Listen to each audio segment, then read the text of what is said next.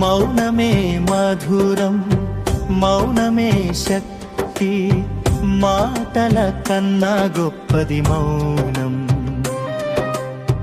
మౌనమే మధురం, మౌనమే శక్తి, మాటల కన్నా గొప్పది మౌనం. తెలుసుకోడలి మాటలకి అర్థం ఉండదు, అంతర్ముఖంగా కలవాలి మనసు, ఒంటరితనమే మౌనం.